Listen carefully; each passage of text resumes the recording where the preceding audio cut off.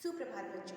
जैसा कि आप सभी का शीतकालीन अवकाश चल रहा है, आप घर पर सुरक्षित हैं। ठंड भी बहुत ज़्यादा है तो आपका घर पर होना आवश्यक है।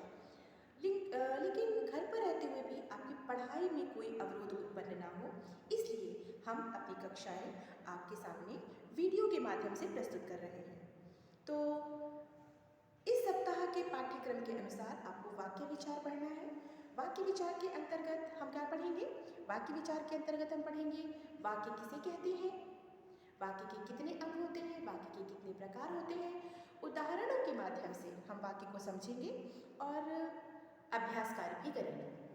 तो शुरू करते हैं बच्चों। वाक्य, जैसा कि आपके सामने बोर्ड पर डेफिनेशन लिखी हुई है, व्याख्या उसकी परिभाषा लिखी हुई है। क्या होता है वाक्य?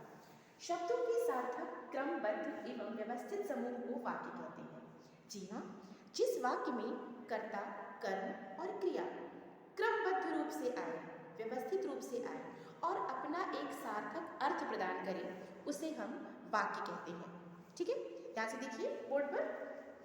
शब्दों के उस समूह को जिसमें कोई बात स्पष्ट रूप से जानी जाती है या बताई जाती है, अर्थात सार्थक शब्दों का वह समूह व्यवस्थित जिससे अपेक्षित अर्थ प्रकट हो। अपेक्षित अर्थ का मतलब सार्थक अर्थ, अपना एक सार्थक अर्थ दे, उसे हम वाक्य कहते हैं। उदाहरण के लिए हम देखते हैं, मोहन प्रतिदिन विद्यालय जाता है। जैसे कि आपने देखा होगा, वाक्य में सभी पद अपने व्यवस्थित स्थान पर है और यह वाक्य आपका एक सार्थक अर्थ प्रदान कर रहा है, इसीलिए वाक्य का यह एक शुद्ध उदाहरण है। तो बच्चों, वाक्य किसे कहते हैं? उदाहरण के माध्यम से और परिभाषा के माध्यम से आपको अच्छी तरह से समझ में आ गया होगा। तो हम आगे बढ़ते हैं। वाक्य के कितने अंग होते हैं? अब हम वाक्य के अगर अंगों की बात करें तो वाक्य के निम्नलिखित दो अंग होते हैं। पहला होता है उद्देश्य और दूसरा होता है विधेय। आप लोगों ने इंग्लिश में भी पढ़ा होगा, सब्जेक्ट प्रेडिकेट सबने पढ़ा होगा। तो जिसे हम इंग्लिश में सब्जेक्ट प्रेडिकेट कहते हैं, उसे हिंदी में उद्देश्य और विधेय कहा जाता है। तो अब ये उद्देश्य और विधेय क्या होता है, हम ये समझ लेते हैं।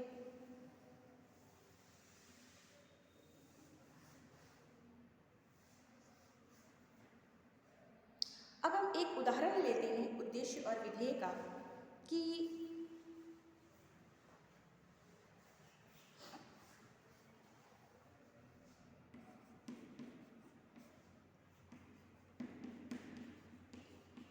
राम मंदिर जाता है। अब हम यहाँ कहें कि राम मंदिर जाता है, हमने एक वाक्य लिया। अब इसमें उद्देश्य क्या है और विधेय क्या है? तो बेटा, उद्देश्य सबसे पहले हम समझ लेते हैं। उद्देश्य क्या होता है? वाक्य में जिस व्यक्ति या वस्तु के विषय में कहा जाता है वह उद्देश्य कहलाता है। मतलब जिसके विषय में बात की जाती है उसे हम उद्देश्य कहते हैं। और विधेय क्या होता है? वाक्य में उद्देश्य के विषय में जो बात कही जाती है उसे विधेय कहते हैं। जैसे यहाँ पर एक एग्जाम्पल दिया हुआ है, राम मंदिर जाता है। यहाँ पर किसके बारे में बात हो रही है? यहाँ पर बात हो रही है राम के बारे में। तो राम क्या हुआ? राम आपका उद्देश्य हुआ। क्यों? क्योंकि उसके बारे में बात की जा रही है। और उसके बारे में क्या बात की जा रही है? बात की जा रही है कि वह मंदिर जाता है।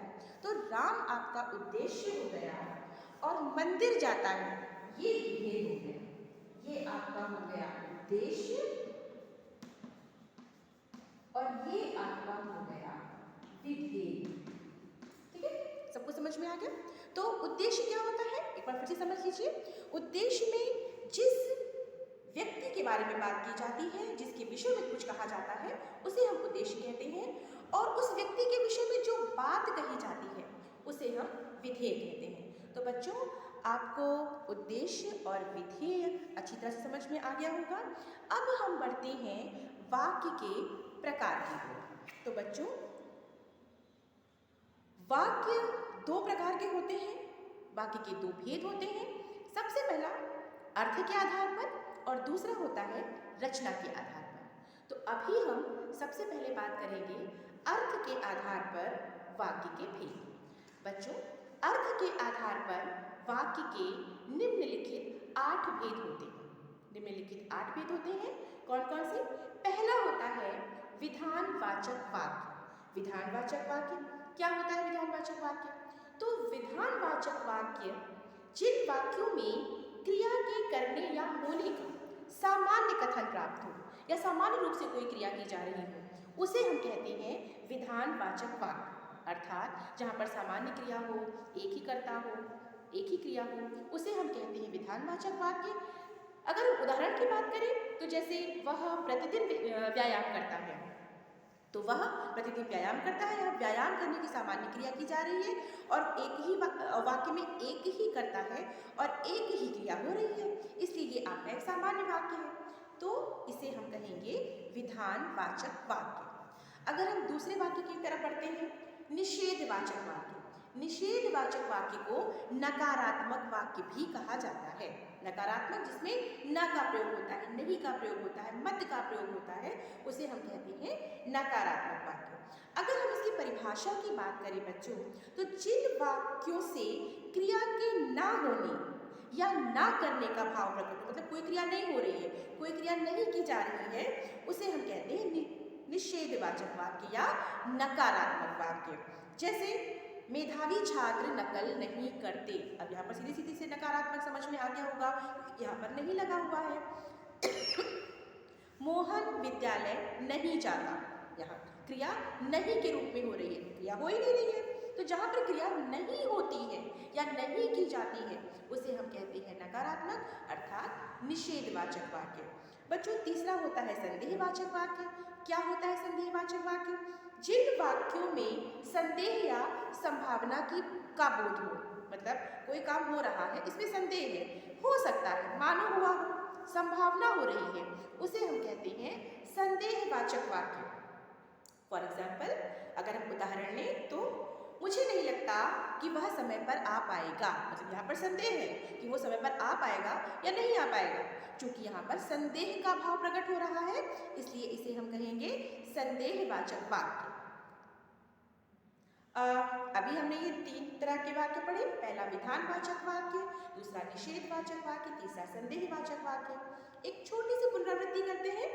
अगर हम विधानवाचक की बात करें तो जहाँ पर सामान्य क्रिया होती है, एक ही कर्ता होता है, एक ही विधेय होता है, एक ही क्रिया होती है, उसे हम विधानवाचक वाक्य कहते हैं। जहाँ पर क्रिया नहीं होती है, नहीं की जाती है, उसे हम निषेधवाचक या नकारात्मक वाक्य कहते हैं। और जहाँ पर क्रिया होने में संदेह होता है या क्रिया के होने की संभावना होती है, उसे हम संदेहवाचक वाक्य कहते हैं। तो बच्चों आपको ये तीनों प्रकार के जो वाक्य हैं ये आपको अच्छे से समझ में आ गए होंगे। दूसरे वीडियो में हम आपको अगले अन्य वाक्यों के बारे में बताएंगे। इनको आप अच्छी तरह से समझ लीजिएगा, पढ़ लीजिएगा। तो हम फिर मिलते हैं अगले वीडियो में। धन्यवाद।